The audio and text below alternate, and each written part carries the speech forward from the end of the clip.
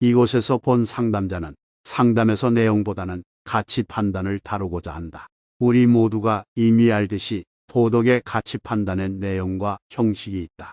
결국은 상보적이지만 내용 중심이 아시아나 독일, 프랑스 계통의 사변 철학으로 합리적이라면 형식 판단은 가치 분석으로 영미권의 주류 사고 방식이다.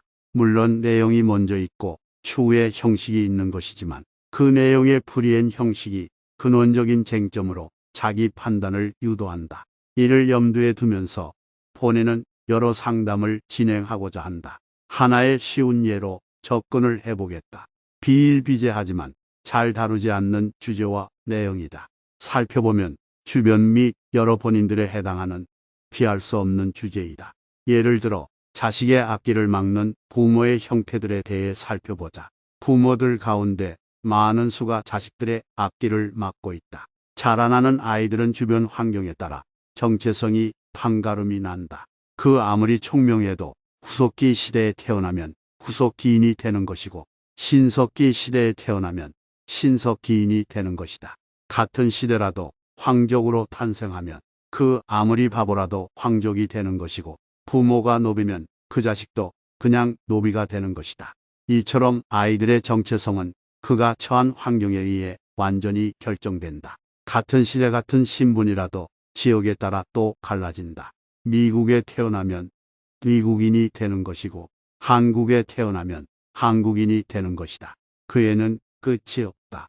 간혹 운이 좋아 시궁창 출신도 상류층이 되는 경우도 없진 않지만 확률로 보면 무시할 만한 수준이다. 하지만 그 역시 생을 마치는 순간까지 태생적 신분의 굴레에 공개적으로 갇혀 있다. 심지어 사후에도 유명인일수록 더 기록에 남는다. 어떤 가정의 예를 하나 들어보자. 아버지가 어리석거나 헛된 욕심이 있어 몇 번 치명적 사기를 당하고 어머니가 가족 상담의 치명적 소재인 성욕 등으로 밖으로 행실이 안 좋은 경우 그 부모의 아이의 장래는 이미 하층으로 결정난 것이나 다름 아니다. 그래도 아이 본인이 건강하고 시대를 잘 만나 하나님의 가호로 그 불행을 뛰어넘는다 하더라도 그 아이의 내면적 상처는 삶의 내내 치료 불능의 불치인 것이다. 운이 좋았다면 귀공자로 자라날 수 있는 그 아이가 성장하는 도중에 가슴에 찍힌 상처로 인생 내내 눈에 보이지 않는 정신적 장애가 활화산 더미처럼 잠재되어 있는 것이다. 언제 터질지 하나님도 모른다.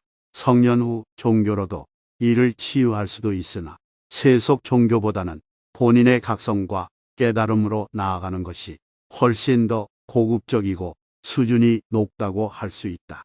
이에 큰 도움이 되는 것으로 철학적인 멘토가 있다. 그 선구자는 덴마크의 19세기 실존 철학의 선구자 키에르케고르이다. 그 정도의 깊이에는 가지 못하더라도 철학적 인간학으로 우리 삶에서 깨어지고 금이 간 파편들을 주워 다듬어 신 앞에도 그냥 그대로 나아갈 수 있는 영혼의 바탕을 철학적으로 꾸며 보자는 것이다. 이 글을 쓰는 나도 이제는 노년이 된 지 오래다. 더 깊은 석양이 오기 전에 또 하나의 말을 타고 별빛을 따라 먼 길을 더 가고자 한다. 도움의 편지로는 현직에 있을 때의 경험과 임상, 연수, 대학원 등에서 차례로 배운 이론인 것이다. 이러한 그 모든 것을 버리기엔 너무 아까워 그 누구라도 어떤 삶의 파편에 대하여 철학적 상담을 원하는 분이 있다면 댓글 말고 지메일 리주일유기 gmail.com으로 문의하면 선정후 본 상담자가 일주일간 연구하여 본 유튜브에 의뢰 내용과 저의 소견을 탑재하여 관심 있는 분들과 같이 해당 고민을 철학적으로 더 깊게 풀어보고자 한다. 참고로 고민이란 십자가의 예수님 마냥 마음만 높게 정리하면 아무것도 아니다. 하지만 이는 그저 그러한 소극적인 정신 승리로 그리 좋은 방법이 못 된다.